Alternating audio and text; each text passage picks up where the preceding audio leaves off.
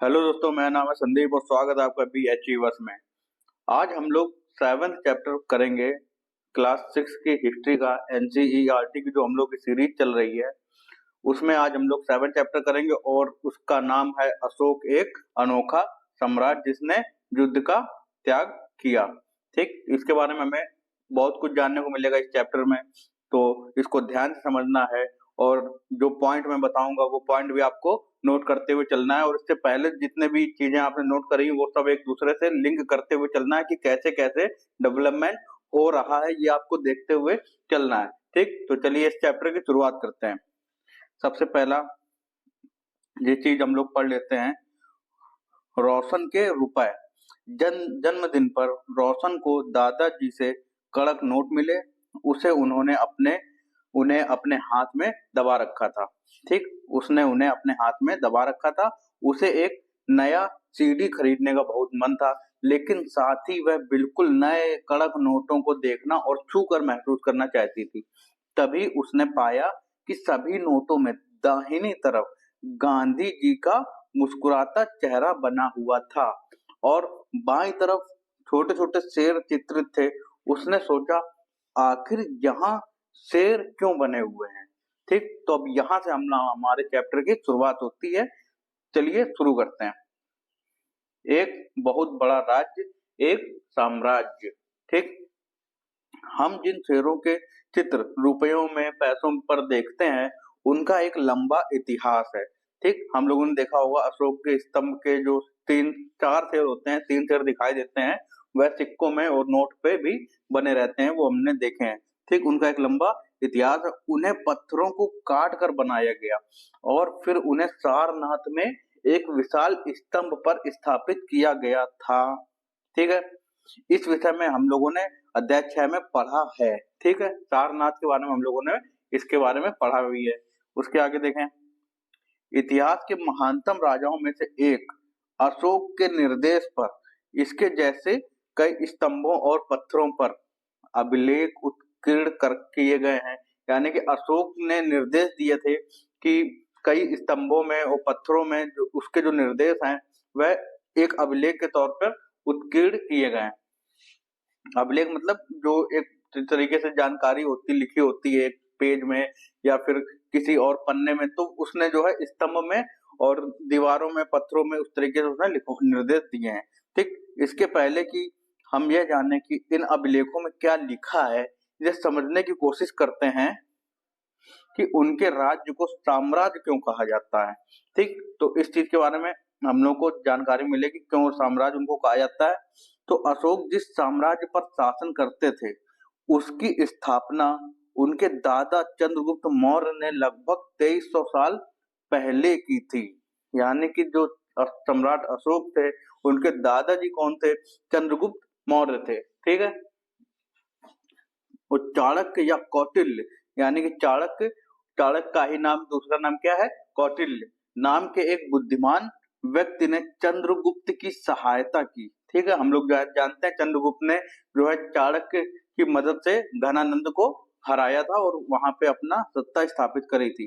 चाणक्य के कई विचार हमें अर्थशास्त्र नामक नाम की किताब में मिलते हैं। तो ये पॉइंट आपको नोट कर लेना है कि चाणक्य ने कौन सी बुक लिखी है? अर्थशास्त्र लिखी है। ठीक है, एग्जाम में क्वेश्चन आ जाता है इससे। ठीक, उसके बाद हम लोग देखें वंश। जब एक ही परिवार के कई सदस्य एक के बाद एक राजा बनते हैं तो उन्हें एक ही वंश का कहा जाता है। मौर्य वंश में 3 महत्वपूर्ण राजा हुए हैं। चंद्रगुप्त, उसका बेटा, चंद्रगुप्त का बेटा कौन है? बिंदुसार है। ठीक, और बिंदुसार का बेटा है अशोक। यानी कि अब हम लोगों को ये फैक्ट हमको ध्यान रखना है, चंद्रगुप्त का बेटा बना बिंदुसार, वो भी राजा बना, उसके बाद बिंदुसार के बाद बना अशोक, वो भी राजा बना, सम्राट बना। ठीक है, उसके बाद देखते हैं साम्राज्य में बहुत से नगर थे। ठीक, मानचित्र में उन्हें काले बिंदुओं से दिखाया गया है। तो मानचित्र हम लोग देख लेते हैं। ये देखिए जो काले बिंदु दिखाए गए जैसे तक्षशिला, ये एक नगर था। उसके बाद एक है पाटलिपुत्र जो कि बिहार की राजधानी है आज पटना, इसी को पाटलिपुत्र कहते थे। उज्जैन। ठीक है, तो ये जो है ये कुछ नगर हमें देखने को मिले हैं। उसके बाद आगे देखें, इनमें साम्राज्य की राजधानी पाटलिपुत्र, उज्जैन और तक्षशिला जैसे प्रमुख थे। ठीक है, ये तीनों प्रमुख थे। तक्षशिला उत्तर, पश्चिम और मध्य एशिया के लिए आने जाने का मार्ग था। ये पॉइंट भी आपको नोट कर लेना है, लिख लेना है। ठीक है, तक्षशिला क्या था? उत्तर पश्चिम, यानी कि हमने आपको बताया था कि हमारी दिशा किस तरीके से हम लोग ज्ञात करते हैं। ये हमारी नॉर्थ है ऊपर की तरफ, नीचे की तरफ साउथ है। ठीक है, ये हमारी हो गई ईस्ट और ये हमारी हो गई वेस्ट। ठीक है, इधर वेस्ट, इधर ईस्ट। ठीक, इस तरीके से जाना। तो ये जो दिशा है हमारी, ये वाली, ठीक है, तो ये हमारी कौन सी हो गई? उत्तर पश्चिम दिशा। ठीक, ये आपको ध्यान रखना है। तो उत्तर पश्चिम और मध्य एशिया, ठीक है, ये हमारा इस तरफ का जो हिस्सा है ये हमारा क्या है? मध्य एशियाई में आता है। ठीक, तो ये सब हटा देते हैं पहले, ठीक है। तो ये तक्षशिला उत्तर पश्चिम और मध्य एशिया के लिए आने जाने का मार्ग था। दूसरी तरफ उज्जैन उत्तरी भारत से दक्षिणी भारत जाने वाले रास्ते में पड़ता था। यानी कि जो उज्जैन है ये हमारा उत्तर से जब दक्षिण की तरफ आओगे तो बीच में आपका ये उज्जैन पड़ रहा है, यही बताया गया है। ठीक है, उसके बाद देखें, भारत जाने वाले रास्ते में पड़ता था। शायद नगरों में व्यापारी, सरकारी अधिकारी और शिल्पकार रहा करते थे। ठीक है, व्यापारी रहते थे, सरकारी अधिकारी और शिल्पकार रहा करते, मतलब उसी क्या कहते हैं, उसी साम्राज्य में, उसी जो अंदर जो अधिकारी हुआ करते थे, तो उन्हीं को सरकारी अधिकारी कहा गया और शिल्पकार रहते थे। ठीक, उसके बाद साम्राज्य के बहुत बड़े क्षेत्रों में किसानों और पशुपालकों के गांव बसे हुए थे। मध्य भारत जैसे इलाकों में ज्यादातर हिस्सा जंगलों से भरा हुआ था। मध्य भारत हमारा ये जो बीच का हिस्सा है ये पूरा ये क्या है? मध्य भारत है।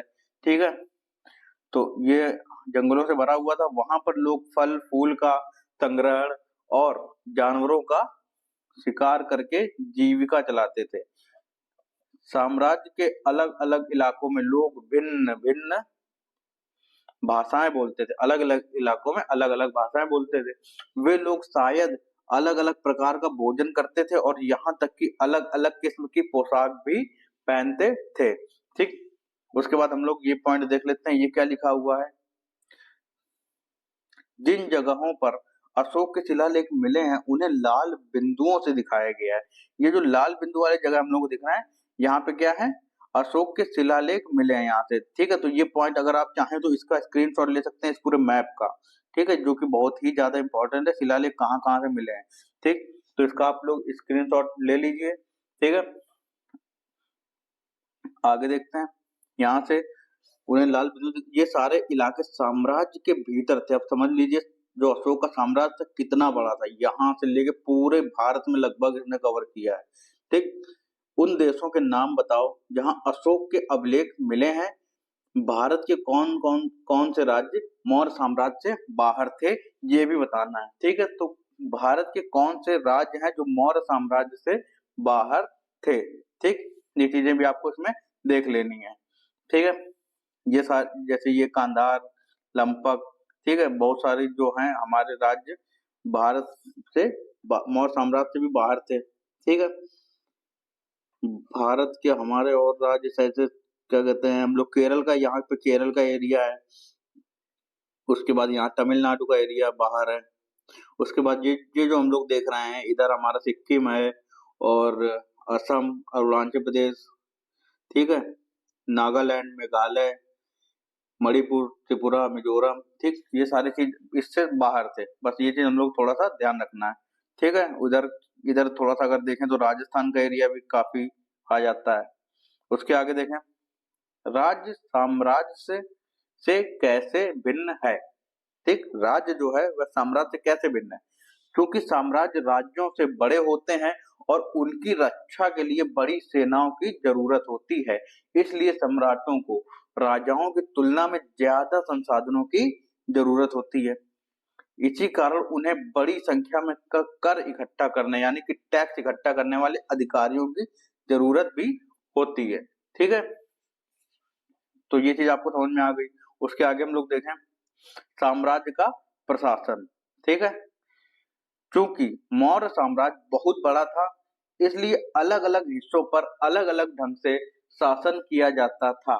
ठीक है, यहाँ से आपको जो है थोड़ा इसकी साम्राज्य की समझ बनना स्टार्ट हो जाएगी। ठीक, बहुत अच्छे से। उसके बाद पाटलिपुत्र और उसके आसपास के इलाकों पर सम्राट का सीधा नियंत्रण था। ठीक, तो हम लोग जानते हैं जो पाटलिपुत्र जो है हमारा पटना है, तो यानी कि उसके आसपास का इलाका हो गया हमारा जो पूरा मगध का क्षेत्र है, यानी कि जो बिहार है, उत्तर प्रदेश है। ठीक, तो ये सीधे सम्राट के नियंत्रण में था। इसका मतलब यह हुआ कि इलाके के गांवों और शहरों के किसानों, पशुपालकों, शिल्पकारों और व्यापारियों से कर इकट्ठा करने के लिए राजा अधिकारियों की नियुक्ति करता था। ठीक, जो राजा के आदेशों का उल्लंघन करते थे, अधिकारी उनको सजा भी देते थे। इनमें से कई अधिकारियों को वेतन भी दिया जाता था। संदेश वाहक एक जगह से दूसरी जगह घूमते रहते थे और राजा के जासूस अधिकारियों के कार्यकलाप पर नजर रखते थे। यानी कि राजा ने कुछ जासूस रखे हुए थे जिनको अधिकारियों पर नजर रखना था, ताकि किसी भी प्रकार की भ्रष्टाचार वगैरह, ये सारी चीजें, गलत व्यवहार, लोगों से गलत तरीके से पैसा वगैरह लूटना, ये सब चीजें ना हो पाए। ठीक, तो जासूस भी रखते थे। इन सब के ऊपर सम्राट था। इन सब अधिकारियों और जासूसों सबके ऊपर कौन था? सम्राट था, जो राज परिवार एवं वरिष्ठ मंत्रियों की सहायता से सब पर नियंत्रण रखता था। उसके बाद मौर्य साम्राज्य के भीतर कई छोटे क्षेत्र या प्रांत थे। इन पर तक्षशिला या उज्जैन जैसी प्रांतीय राजधानियों से शासन किया जाता था। ठीक, छोटे छोटे जो राज्य, जो प्रांत थे, वहां पे तक्षशिला से और उज्जैन से प्रांतीय राजधानियों से शासन किया जाता था। यानी कि तक्षशिला और उज्जैन क्या थी? राजधानियां थी, प्रांतीय। ठीक है, कुछ हद तक पाटलिपुत्र से इन क्षेत्रों पर नियंत्रण रखा जाता था और अक्सर राजकुमारों को वहां का राज्यपाल यानी कि गवर्नर बनाकर भेजा जाता था। ठीक, लेकिन ऐसा लगता है कि इन जगहों पर स्थानीय परंपराओं और नियमों को ही माना जाता था। ठीक, तो यहाँ पे जो स्थानीय, अलग अलग स्थान की अलग अलग परंपराएं होती हैं, अलग अलग संस्कृति होती है, तो ऐसा लगता है कि इन जगहों पर स्थानीय परंपराओं नियमों को ही माना जाता था। मतलब कि कुछ भी नियम ऐसे होते हैं जो समाज के लिए, जो है समाज के हिसाब से चलते हैं, तो वो सारी चीजें मानी जाती थी यहाँ पे। ठीक, उसके आगे देखें, प्रादेशिक केंद्रों के बीच विस्तृत क्षेत्र थे। ठीक है, प्रादेशिक केंद्रों के बीच विस्तृत क्षेत्र थे। इनके इलाकों में मौर्य शासक सिर्फ मार्गों और नदियों पर नियंत्रण रखने की कोशिश करते थे, जो कि आवागमन के लिए महत्वपूर्ण थे। यहाँ से उन्हें भी संसाधन कर और भेंट के रूप में मिलते थे। ठीक, उसे इकट्ठा किया जाता था। उदाहरण के लिए अर्थशास्त्र में यह लिखा है, जो चाणक्य जो बुक है अर्थशास्त्र, उसमें यह लिखा है कि उत्तर पश्चिम कंबल के लिए और दक्षिण भारत सोने और कीमती पत्थरों के लिए प्रसिद्ध था। यानी उत्तर पश्चिम क्या था? कंबल के लिए प्रसिद्ध था, और जो दक्षिण भारत है वह सोने और कीमती पत्थरों के लिए प्रसिद्ध था। ये पॉइंट आपको ध्यान रखना है। संसाधन नजराने के रूप में इकट्ठे किए जाते थे। ठीक, अब देखें नजराना क्या होता है। नजराना, ठीक है, इसमें बहुत सारी ऐसी ऐसी चीजें आपको मिलेंगी जो आपने कहीं और नहीं पढ़ी होंगी। बेसिक जो एनसीईआरटी बुक है वहीं पे ये सब चीज जानने को मिलती है, इसीलिए कहा जाता है कि एनसीईआरटी बहुत ही जरूरी है पढ़ना। ठीक, इसलिए जहां कर नियमित ढंग से इकट्ठे किए जाते थे, वहीं नजराना अनियमित रूप से जब भी संभव हो इकट्ठा किया जाता था। ऐसे नजराने विविध पदार्थों के रूप में प्राय ऐसे लोगों से लिए जाते थे जो स्वेच्छा से इसे देते थे।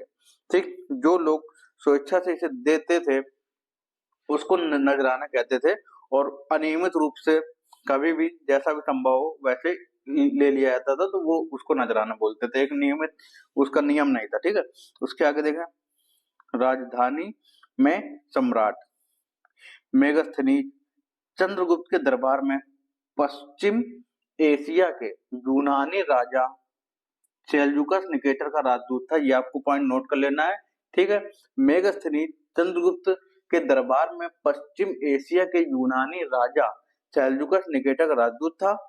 मेगास्थनीज ने जो कुछ देखा उसका विवरण दिया है। ठीक, अब मेगास्थनीज का विवरण देखते हैं। यहाँ हम उसके विवरण का एक अंश दे रहे हैं।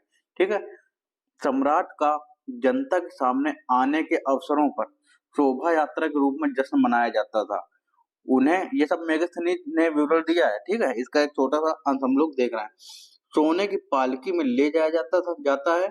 उनके अंगरक्षक सोने और चांदी से अलंकृत हाथियों पर सवार रहते हैं, ठीक है। कुछ अंगरक्षक पेड़ों और पेड़ों को लेकर चलते हैं। इन पेड़ों पर प्रशिक्षित तोतों का एक झुंड रहता है, यानी तोता, ठीक, जो सम्राट के सिर के चारों तरफ चक्कर लगाता रहता है। राजा सामान्यतः हथियारबंद महिलाओं से घिरे होते हैं। वे हमेशा इस बात से डरे रहते हैं कि कहीं कोई उनकी हत्या करने की कोशिश ना करे। उनके खाना खाने के पहले खास नौकर उस खाने को चखते हैं। वे लगातार 2 रात एक ही कमरे में नहीं सोते थे, ठीक, ये चीज उसने बताई है। और पाटलिपुत्र यानी कि आधुनिक पटना के बारे में, यह एक विशाल और खूबसूरत नगर है। यह एक विशाल प्राचीर से घिरा है जिसमें 570 बुर्ज और 64 द्वार हैं। 2 और 3 मंजिल वाले घर लकड़ी और कच्ची ईंटों से बने हैं। राजा का महल भी काठ से बना है जिसे पत्थर की नक्काशी से अलंकृत किया गया है। यह चारों तरफ से उद्यानों और चिड़ियों के लिए बने बसेरों से घिरा है, ठीक है। ये चीज यहाँ से कुछ फैक्चुअल चीजें यहाँ मिलेंगी, जैसे कि लकड़ी का घर, राजा का महल कैसा था, काठ का था, यानी कि लकड़ी से ही था, ठीक है। पत्थर से नक्काशी की जाती थी। ये जो है विवरण दिया किसने, मेगास्थनीज ने, ठीक है। चाहे तो आप इसका भी स्क्रीनशॉट ले सकते हैं। ये इसमें काफी इंपॉर्टेंट चीजें बताई गई हैं, ये आप स्क्रीनशॉट इसका ले लें। उसके आगे देखते हैं। राजा द्वारा खाना खाने से पहले खास नौकर उसे खाने को क्यों चखते थे, ये आपको सोचना है, बताना है, ठीक है। और पाटलिपुत्र मोहनजोदड़ो से किस तरह भिन्न था, ये देखिए, ये कितना कितना इंपॉर्टेंट जो है क्वेश्चन यहाँ पे पूछा गया है। पाटलिपुत्र मोहनजोदड़ो से किस तरह भिन्न था। हमने मोहनजोदड़ो की भी बात करी है सबसे पहले, फर्स्ट सेकंड चैप्टर में शायद। उसके बाद हम लोगों ने पाटलिपुत्र की भी बात की है। वो दोनों चीजें आपको देखनी है और आपको इस ये जो बताया गया है किस तरह भिन्नता, आपके इसके कुछ पॉइंट आपको लिख लेने हैं। अगर आप आंसर राइटिंग करना चाहते हैं या फिर यूपीएससी या आईएएस के लिए आप लोग तैयारी कर रहे हैं, तो उसके लिए आपको ये आंसर एक बार लिख के देखना है। पाटलिपुत्र मोहनजोदड़ो से किस तरह भिन्न था, इसमें दिया भी गया संकेत, अध्याय 3 देखो, अध्याय 3 भी आपको देख लेना है, ठीक, इसमें कवर किया हुआ है। उसके आगे देखें। और अंत में जंगल वाले इलाके आते थे, वहां रहने वाले लोग काफी हद तक स्वतंत्र थे। उनसे यह उम्मीद की जाती थी कि मौर्य पदाधिकारियों को हाथी, लकड़ी, मधु और मोम जैसी चीजें लाकर दें, ठीक। ये किसका पार्ट है, ये पार्ट है इसके आगे का, ठीक है, इसके आगे का पार्ट है, ठीक। उसके बाद अशोक एक अनोखा सम्राट। अब हम लोग जानते हैं अशोक के बारे में। अशोक मौर्य वंश के सबसे प्रसिद्ध शासक थे, ठीक है। वह ऐसे पहले शासक थे जिन्होंने अभिलेखों द्वारा जनता तक अपने संदेश पहुंचाने की कोशिश की। ये पॉइंट आपको नोट कर लेना है, लिख लेना है। वह ऐसे पहले शासक थे जिसने अभिलेखों द्वारा जनता तक अपने संदेश पहुंचाने की कोशिश की। उसके आगे देखें। अशोक के ज्यादातर अभिलेख प्राकृत भाषा और ब्राह्मी लिपि में हैं, ठीक है। तो ये भी एक फैक्चुअल चीज है, आपको याद रखनी है। अशोक के जो ज्यादातर अभिलेख हैं वह प्राकृत भाषा और ब्राह्मी लिपि में हैं। उसके बाद देखें। कलिंग युद्ध का वर्णन करता हुआ अशोक का अभिलेख। अशोक का हम लोग जानते हैं, जो अशोक का 13वां लेख है, अभिलेख है, स्तंभ लेख है, उसमें जो है कलिंग का वर्णन दिया हुआ है। तो ये हम लोग देख लेते हैं। अपने एक अभिलेख में अशोक ने यह बात कही, ठीक है, राजा बनने के 8 साल बाद, राजा बनने के 8 साल बाद मैंने कलिंग विजय की, ठीक।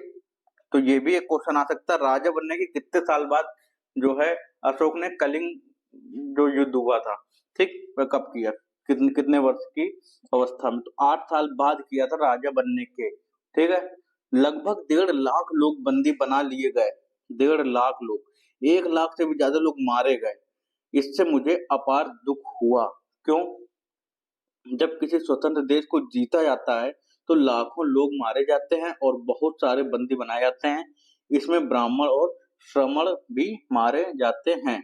जो लोग अपने सगे संबंधियों और मित्रों को बहुत प्यार करते हैं तथा दासों और मृतकों के प्रति दयावान होते हैं, वे भी युद्ध में या तो मारे जाते हैं या अपने परिजनों को खो देते हैं। इसलिए मुझे पश्चाताप हो रहा है। अब मैंने धम्म पालन करने एवं दूसरों को इसकी शिक्षा देने का निश्चय किया। धम्म पालन यानी कि धर्म का पालन अब करेंगे ये, ठीक है। तो ये जो है बौद्ध धर्म इन्होंने अपना लिया था यहाँ से। मैं मानता हूँ कि धम्म के माध्यम से लोगों का दिल जीतना बलपूर्वक विजय पाने से ज्यादा अच्छा है। मैं यह अभिलेख भविष्य के लिए एक संदेश के रूप में इसलिए उत्कीर्ण कर रहा हूँ कि मेरे बाद मेरे बेटे और पोते भी युद्ध ना करें। ठीक, इसके बदले उन्हें यह सोचना चाहिए कि धम्म को कैसे बढ़ाया जाए। कलिंग की लड़ाई से युद्ध को लेकर अशोक के विचारों में कैसे परिवर्तन हुआ, ये आपको लिखना है। धम्म संस्कृत शब्द धर्म का प्राकृत रूप है, ये आपको बताया गया है। धर्म जो है वह धर्म का ही एक प्राकृत रूप है। उसके बाद देखें अशोक का कलिंग युद्ध। कलिंग तटवर्ती उड़ीसा का प्राचीन नाम है, ठीक है। कलिंग जो है तटवर्ती उड़ीसा का प्राचीन नाम है। अशोक ने कलिंग को जीतने के लिए, ये हमको सबसे पहले हम लोग मानचित्र 5 पृष्ठ 68 को देख लेते हैं कलिंग को, ठीक है। तटवर्ती उड़ीसा का है तो एक बार इसको देख लेते हैं। 68 पेज नंबर पे है, ये 69, ये 68। तो जो हमारा उड़ीसा है ये दिया हुआ है कलिंग। ये देखिए कलिंग की लोकेशन आपको देख लेनी है कहाँ पे है, ठीक। इससे भी क्वेश्चन बन जाता है, ठीक है। उड़ीसा का एक क्षेत्र था कलिंग में, मतलब उड़ीसा में एक क्षेत्र था कलिंग, ठीक है। तो कलिंग तटवर्ती उड़ीसा का प्राचीन नाम है। अशोक ने कलिंग को जीतने के लिए एक युद्ध लड़ा, लेकिन युद्ध जनित हिंसा और खून खराबा देखकर उन्हें युद्ध से वितृष्णा हो गई। उन्होंने निर्णय लिया कि वे भविष्य में कभी युद्ध नहीं करेंगे। मतलब ऐसी मार काट मचाई थी सम्राट अशोक ने ऐसी मार काट मचाई थी कलिंग के युद्ध में कि जिधर देखो उधर खून खराबा, हर जगह मांस के टुकड़े इधर उधर, कटे मरे पटे लोग वहां पे पड़े हुए। इस तरीके से चीजें देख के जो है उनका हृदय परिवर्तन हो गया, ठीक। उसके बाद देखें अशोक का धम्म क्या था। अशोक के धम्म में किसी देवता की पूजा या किसी कर्मकांड की आवश्यकता नहीं थी।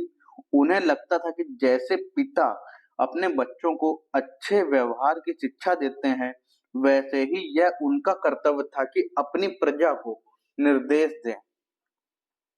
वे बुद्ध के उपदेशों से भी प्रेरित हुए थे, ठीक है। तो ये भी आपको ध्यान रखना है। कौन सा धर्म अपनाया था? बौद्ध धर्म अपनाया था, ठीक है। बुद्ध के उपदेशों से ये प्रेरित हुए थे, ठीक है। उसके आगे हम लोग ये देखें उत्कृष्ट पॉलिश वाले पत्थर की इस मूर्ति को देखो, ये है मूर्ति, ठीक है। यह बिहार के रामपुरवा में मिले एक मौर्यकालीन स्तंभ का हिस्सा है। अभी इसे राष्ट्रपति भवन में रखा गया है।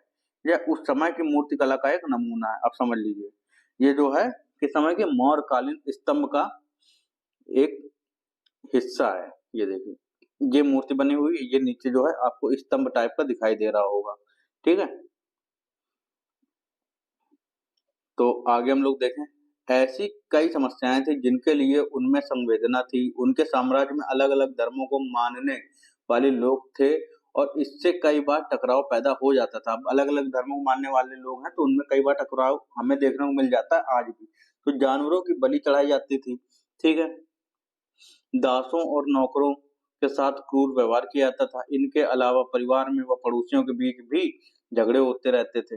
अशोक ने यह महसूस किया कि इन समस्याओं का निदान उनका कर्तव्य है, इसलिए उन्होंने धम्म महामत नाम के अधिकारियों की नियुक्ति की।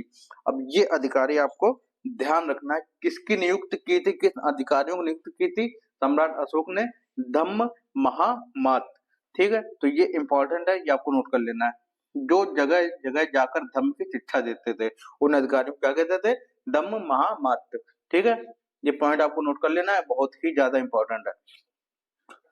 इसके अतिरिक्त अशोक ने अपने संदेश कई स्थानों पर शिलाओं और स्तंभों पर खुदवा दी। शिलाओं मतलब पत्थर, ठीक है।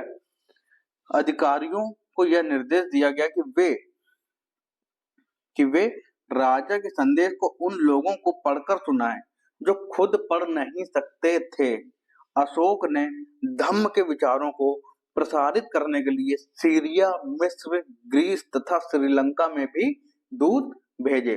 ठीक है, तो कहां कहां दूत भेजे ये भी आपको ध्यान रखना है, फैक्चुअल जानकारी है। सीरिया, मिस्र, ग्रीस तथा श्रीलंका, इनकी लोकेशन भी आप लोगों को देख लेनी है, कहां कहां इनकी लोकेशन है, सीरिया की, मिस्र की, ग्रीस की और श्रीलंका की। ठीक है, उसके बाद पृष्ठ 76-77 पर दिए गए मानचित्र 6 में इन क्षेत्रों को पहचानने का प्रयास करें। अब इन ये जो क्षेत्र है ना, सीरिया, मिस्र, ग्रीस तथा श्रीलंका, ये हम 7670 पेज नंबर पे मानचित्र 6 है, उसमें हम लोग देखेंगे। ठीक, उसके आगे उन्होंने सड़कें बनवाई, कुएं खुदवाए और विश्राम गृह बनवाए। ठीक है, किन्ने बनवाए? जो अधिकारियों के ने नियुक्ति की थी प्रसारित वगैरह करने के लिए, तो ये सब चीजें उन्होंने करवाई। इसके अतिरिक्त उन्होंने मनुष्यों व जानवरों की चिकित्सा की भी व्यवस्था की, यानी कि उनको मेडिकल सुविधाएं भी प्रोवाइड करवाई हैं। ठीक है, मनुष्यों के लिए भी, जानवरों के लिए भी। उसके आगे ये भी पॉइंट आपको ध्यान रखना है, अपनी प्रजा के लिए अशोक के संदेश। तो अपनी प्रजा के लिए भाई अशोक ने क्या संदेश दिए? लोग विभिन्न अवसरों पर अनुष्ठान करते हैं। उदाहरण के लिए जब वे बीमार होते हैं, जब उनके बच्चों का विवाह होता है, बच्चों के जन्म पर, और जब यात्रा शुरू करते हैं, तब वे तरह तरह के अनुष्ठान करते हैं, तरह तरह की चीजें वो अपने जो है मनाने का एक तरीका उनका एक होता है, तो वह उसी को अनुष्ठान कहा गया है। ठीक, ये कर्मकांड किसी काम के नहीं है, कुछ ऐसी चीजें होती हैं जो कर्मकांड टाइप की होती हैं, कुछ बलि दे देते हैं किसी के, है ना, जैसे किसी का जन्म हुआ तो किसी का बलि देते हैं। आज भी हम लोगों को बलि वगैरह देखने को मिल जाती है, जैसे किसी का मुंडन होता है तो वहां पे हम लोगों को देखने को मिल जाता है। तो ये कर्मकांड अशोक ने बताया किसी काम के नहीं है, ये फालतू के हैं। इसके बदले यदि लोग दूसरी रीतियों को माने तो वह ज्यादा फलदायी होंगी। ये अन्य प्रकार की रीतियां क्या हैं? ये हैं अपने दासों और नौकरों के साथ अच्छा व्यवहार करना है, बड़ों का आदर करना है, सभी जीवों पर दया करना और ब्राह्मणों तथा श्रमणों को दान देना। ठीक, तो ये सारी चीजें, शिक्षाएं उन्होंने आदेश दिए हैं अपनी जनता को। ठीक है, उसके बाद अपने धर्म की प्रशंसा या दूसरों के धर्म की निंदा करना, दोनों ही बातें गलत हैं। ठीक है, यानी कि अपने धर्म यानी कि धर्म की इतनी ज्यादा प्रशंसा करो और दूसरे के धर्म के बारे में गलत सलत बोलो, तो ये दोनों ही चीजें गलत है।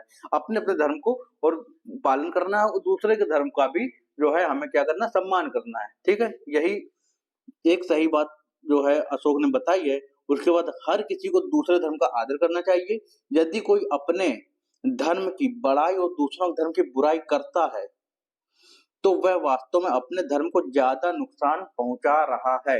ठीक है, तो ये चीज भी हमें आज देखने को मिल जाती है कई जगह। ठीक, तो इस तरीके की चीजें हमें सीखने की जरूरत है अशोक से। उसके बाद इसलिए हर किसी को दूसरे के धर्म के प्रमुख विश्वासों को समझने की कोशिश करते हुए उसका आदर करना चाहिए।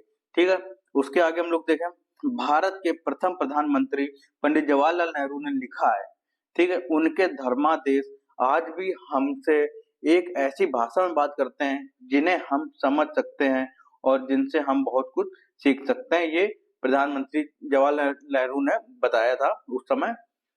उसके बाद अशोक ने धम्म के विचारों को दूर दूर तक फैलाने के लिए उन बातों को बताया जो आपके अनुसार आज भी प्रासंगिक हैं। तो हम लोग देख सकते हैं ये सारी जो बातें हैं धर्म से रिलेटेड, ये हम लोग आज भी प्रासंगिक हैं, यानी कि आज भी इनकी वैल्यू है।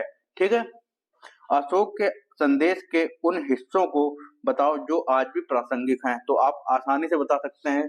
ठीक है, उसके बाद हम लोग देखें ब्राह्मी लिपि। आधुनिक भारत की ज्यादातर लिपियां पिछले सैकड़ों वर्षों में ब्राह्मी लिपि से उत्पन्न हुई हैं। यानी कि आधुनिक भारत यानी आज के समय में जो लिपियां हैं वो पिछले सैकड़ों साल पहले ब्राह्मी लिपि से उत्पन्न हुई हैं। यदि आप आ अक्षर को अलग अलग भाषाओं की लिपियों में देख सकते हैं यहाँ पे। ठीक है, ये देखिए आरंभिक ब्राह्मी लिपि में हम लोग आ को ऐसे लिखते हैं। देवनागरी लिपि जो हम लोग यूज करते हैं उसमें आ को ऐसे लिखते हैं। ठीक, ये तो पता ही है। उसके बाद बांग्ला में आ को इस तरीके से लिखा जाता है, मलयालम में आ को इस तरीके से लिखा जाता है और तमिल में इस प्रकार से लिखा जाता है। ठीक है, ये कुछ लिपियां हैं। उसके बाद देखते हैं अन्यत्र। मौर्य साम्राज्य के उभरने से थोड़ा पहले, लगभग 2400 वर्ष पहले, चीन में सम्राटों ने चीन की दीवार का निर्माण शुरू किया। कब? मौर्य साम्राज्य के उभरने से थोड़ा पहले, लगभग 2400 वर्ष पहले। ठीक, तो चीन में सम्राटों ने चीन की दीवार का निर्माण शुरू किया। इसे बनाने का उद्देश्य उत्तरी सीमा की पशुपालक लोगों से रक्षा करना था, यानी कि जो उत्तरी सीमा है उसकी पशुपालक लोगों से रक्षा करना था इसका उद्देश्य। ठीक, ये भी आपको ध्यान रखना है कि इसका निर्माण क्यों किया गया। उसके बाद अगले 2000 वर्षों तक इस दीवार का निर्माण कार्य चलता रहा, यानी कि जो दीवार कितने वर्षों में बनी? 2000 वर्षों तक चलता रहा है। ठीक, उसके बाद देखें, क्योंकि साम्राज्य की सीमाएं बदलती रहीं, यह दीवार लगभग 6400 किलोमीटर लंबी है। कितनी लंबी है? 6400 किलोमीटर लंबी है। ये भी आपको फैक्ट आपको नोट कर लेना है। तथा पत्थर और ईंट से बनी है। इसकी ऊपरी सतह सड़क जैसी चौड़ी है। इस दीवार को बनाने के लिए हजारों लोगों को काम करना पड़ा। हर 100-200 मीटर की दूरी पर इस पर निगरानी के लिए बुर्ज बने हुए हैं। ठीक है, ये देखिए, ये जो है इन्हीं को कहा गया, ये बुर्ज बने हुए हैं। उसके बाद पड़ोसी देशों के प्रति अशोक का रवैया चीनी सम्राटों के रवैये से कैसे भिन्न था, ये आपको बताना है। ठीक है, उसके बाद कल्पना करो, तुम कलिंग में रहती हो और तुम्हारे माँ बाप को युद्ध में काफी दुख उठाने पड़े हैं। अभी अभी अशोक के दूत धम्म के नए विचारों को लेकर आए हैं।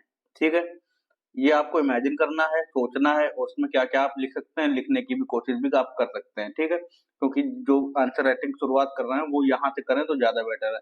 पड़ोसी देशों के प्रति, और ये भी चीज आपको देखनी है, पड़ोसी देशों के प्रति अशोक का रवैया चीनी सम्राटों के रवैये से कैसे भिन्न था, ये आपको, अशोक के बारे में आपने काफी चीजें समझ ली हैं तो उससे आपको लिंक करते हुए बतानी है।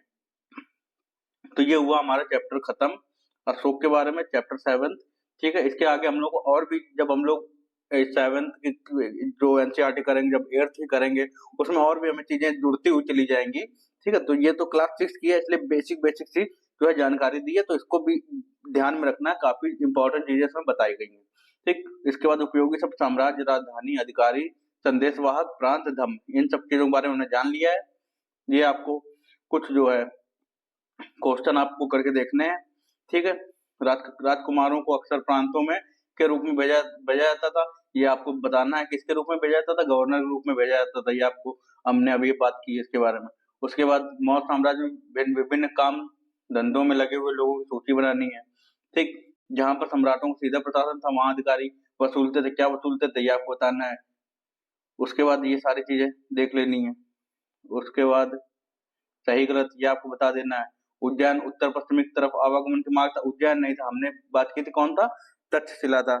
उज्जैन जो था उत्तर से दक्षिण तरफ था।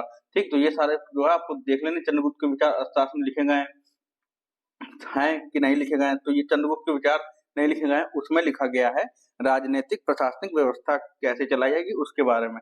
ठीक, उसके बाद आगे हम लोग देखें, ये सारी चीजें भी आपको करके देखनी है, ये भी। ठीक, तो ये हमारा हुआ कंप्लीट, और ये हम लोग को जो है बताया गया था, जो मानचित्र 6 है, ये एक ये है, एक ये मानचित्र है। ठीक है, और हमारा एक ये मानचित्र है।